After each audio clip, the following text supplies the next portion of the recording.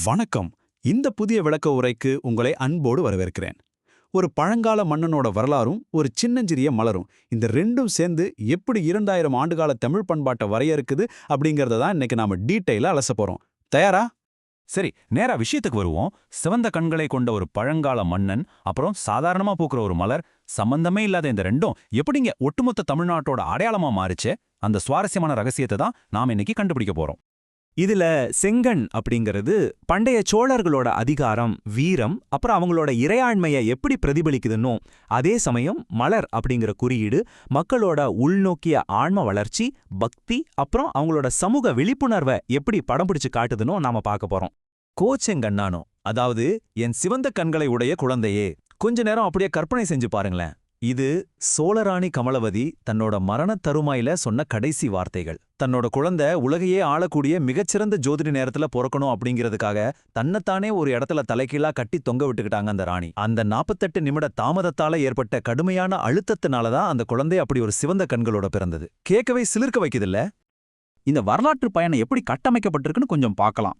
பழங்கால சங்ககாலத்துல தொடங்கி நேரா செங்கன் மன்னனோட சகாப்தத்துக்கு வந்து அதுக்கப்புறம் இறுதியா 20ஆம் நூற்றாண்டோட நவீன இலக்கிய மறுமலர்ச்சி வரைக்கும் கிட்டத்தட்ட பல்லாயிரம் ஆண்டுகளை நம்ம ஒரே வீச்சுல கடக்க போறோம். முதல்ல பண்டைய சங்க காலத்தோட பின்னணிய பத்தி கொஞ்சம் தெரிஞ்சுக்கலாம். இப்போ இந்த சங்க காலத்துல ஒரு சுவாரஸ்யமான விஷயம் என்னன்னா, ரோமானியர்கள் கூட நடந்த கடல்வழி வணிகத்தால வந்த அபரிமிதமான செல்வத்தை வச்சு சமூகத்துல பல்வேறு பிரிவுகள் எப்படி உருவாச்சுன்னு பாருங்க. முடியுடை மூவேந்தர்கள், விவசாயம் பார்த்த வேளாளர்கள், வணிகம் செஞ்ச வைசியர்கள்னு இந்த சமுதாயம் ஒரு மிக வலுவான அடித்தளத்தோட ரொம்பவே நேர்த்தியா கட்டமைக்கப்பட்டிருந்தது. அது மட்டும் இல்லாம அப்போல்லாம் புலவர்களுக்கு இருந்த பவர் சாதாரணம் கிடையாதுங்க. ஒரு புலவர் பாடி வச்சிட்டார்னா அந்த மன்னனோட புகழ் காலத்துக்கும் அழியாம நிலைச்சு நிக்கும். சொல்லப்போனா மன்னனோட வாளுக்கும் புலவனோட எழுத்தாணிக்கும் இடையே அவ்வளவு நெருக்கமான ஒரு பிணைப்பு இருந்தது. ஒரு அதிகாரத்தை நிலைநிறுத்துறதே அன்னைக்கு இலக்கியமா தான் இருந்தது. சரி, இப்போ நம்ம மறுபடியும் அந்த சிவந்த கண்களை உடைய மன்னன் செங்கணான் காலத்துக்கு வருவோம். வரலாற்றை திருப்பி போட்ட ஒரு முக்கியமான போர்னா அது கழுமலம் போர் தாங்க. சேர மன்னன் கணைக்கால் இரும்போரையோட மிகப்பெரிய யானைப்படைகளை சமாளிக்க கோச்செங்கனான் தன்னோட குதிரைப்படைகளையும் காலாட்படைகளையும் ரொம்பவே புத்திசாலித்தனமா பயன்படுத்தி அந்த போர்ல மாபெரும் வெற்றி பெற்றார். இந்த ஒரு வெற்றியால தென்னிந்தியா முழுவதுமே சோழர்களோட ஆதிக்கம் ரொம்ப பிரம்மாண்டமா விரிவடைஞ்சது. ஆனா இந்த கோச்செங்கனான் வெறும் ஒரு மாபெரும் போர்வீரன் மட்டும் கிடையாது. அவரை சுத்தி நிறைய மாடக்கோவில் தொன்மங்களும் இருக்கு. இது ரொம்பவே ஒரு சுவாரஸ்யமான கதை. சைவ மரபுல சொல்லப்படுற கர்ம வினைகளை இது ரொம்ப அழகா விளக்குது. ஒரு சிலந்தி சிவலிங்கத்தை தம் வலையால பாதுகாக்கவும் அதை ஒரு யானை அழிக்கவும் ரெண்டும் சண்டை போட்டு இறந்து போகுது. அந்த சிலந்தி தான் அடுத்த பிறவியில கோச்செங்கணனா பிறந்துச்சுன்னு சொல்லுவாங்க. முற்பிறவியில யானை மேல இருந்த அந்த கோபத்தால தான் யானைகளே நுழைய முடியாத அளவுக்கு ரொம்ப உயரமான மாடக்கோவில்களை அவர் கட்டினார்னு வரலாறு சொல்லுது. நம்ப முடியலல்ல? 70. ஆமாங்க, இது சும்மா சாதாரண நம்பர் கிடையாது. காவிரி ஆற்றின் கரையோரமா அவர் கட்டின அந்த ஸ்பெஷலான மாடக்கோவில்களோட பிரம்மாண்டமான எண்ணிக்கை தான் இது. இந்த ஒரு கட்டிடக்கலை புரட்சி அவரை பக்தி இயக்கத்தோட ஒரு மாபெரும் நாயகனாவே நிலைநிறுத்திருச்சு.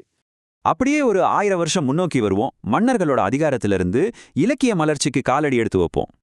இந்த இடத்துல நீங்க கவனிக்க வேண்டிய மிக முக்கியமான விஷயம் ஒன்று இருக்கு.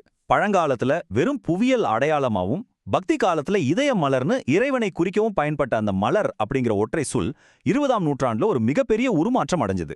நவீன யுகத்தோட தீவிரமான சமூக அரசியல் விழிப்புணர்வை குறிக்கிற ஒரு பவர்ஃபுல்லான சொல்லா அது மாறிடுச்சு.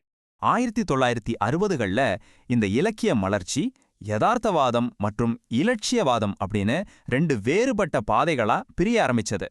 இப்போ இந்த ரெண்டுக்கும் இடையில இருக்கிற அந்த சித்தாந்த ரீதியான வேறுபாட்டை கவனிங்களேன். ஒரு நாவல் ஒடுக்கப்பட்ட மக்களோட வலிமிகுந்த யதார்த்தத்தை அப்பட்டமா பேசுது. ஆனா இன்னொரு நாவலோ பண்பாட்டு பெருமை, அறநெறி அப்படின்னு ஒரு மேல்நோக்கிய இலட்சியவாதத்தை நோக்கி பயணிக்குது. உதாரணத்துக்கு செல்வராஜ் எழுதின மலரும் சருகும். இதுதான் முதல் தமிழ் தலித் நாவல்னு பலரால சொல்லப்படுது. திருநெல்வேலியில நடந்த முத்திரை மரக்கால் விவசாய போராட்டத்தை மையமா வச்சு எழுதப்பட்ட நாவல் இது. நிலப்பிரபுத்துவ அமைப்பால சுரண்டப்படுற விவசாயிகளோட விழிப்புணர்வை குறிக்க தான் இந்த இடத்துல மலர் அப்படிங்கிற குறியீடு பயன்பட்டிருக்கு. ஆனா அதே சமயம் கல்கி இதழ்ல தொடரா வெளிவந்த நா. பார்த்தசாரதியோட குறிஞ்சிமலர் நாவல் எப்படிப்பட்டது தெரியுமா? 12 வருஷத்துக்கு ஒரு முறை மட்டும் பூக்கிற அந்த அபூர்வமான மலரோட பெயரை தலைப்பா வச்சு வந்த இந்த நாவல் மணிவண்ணன் அப்படிங்கிற ஒரு கொள்கை பிடிப்புள்ள இலட்சிய நாயகன் மூலமா அப்போதைய இளைஞர்களை ரொம்பவே கவர்ந்துச்சு. பண்பாட்டு ஒருமைப்பாடு, சமூக சேவைன்னு ஒரு முழு தலைமுறையே அதை பயங்கரமா இன்ஸ்பயர் பண்ணுச்சுன்னே சொல்லலாம். சரி, இப்ப இந்த பழங்கால தொன்மங்களையும் நவீன நாவல்களையும் ஒன்னா இணைச்சு நிலைத்து நிற்கும் அந்த தமிழ் அடையாளம்னு என்னன்னு பார்ப்போம். இன்னைக்கு நாம பார்த்த இந்த ஒட்டுமொத்த பயணத்தோட சுருக்கமே இதுதாங்க. புறம் அப்படிங்கிறது செங்கன் மன்னனோட வீரம் மற்றும் அதிகாரத்தை குறிக்குது. அகம் அப்படிங்கிறது மலரோட சமூக மற்றும் அறநெறி வளர்ச்சியை குறிக்குது.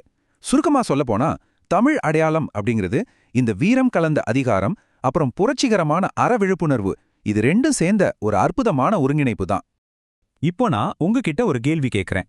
இத பத்தி கொஞ்சம் யோசிச்சு பாருங்க. உங்களோட சொந்த கலாச்சாரத்துல இருக்கிற பழங்கால தொன்மங்களும் புராணங்களும் இன்றைய நவீன கதை சொல்லிகளோட படைப்புகளை எப்படி வடிவமைக்குது? கண்டிப்பா சிந்திங்க. நம்ம சுத்தி இருக்கிற உலகத்தை வடிவமைக்கிற இது மாதிரியான நம்ப முடியாத வரலாறுகளை நாம தொடர்ந்து ஆராய்வோம். மீண்டும் ஒரு சுவாரஸ்யமான விளக்க உரையில் சந்திக்கலாம். நன்றி.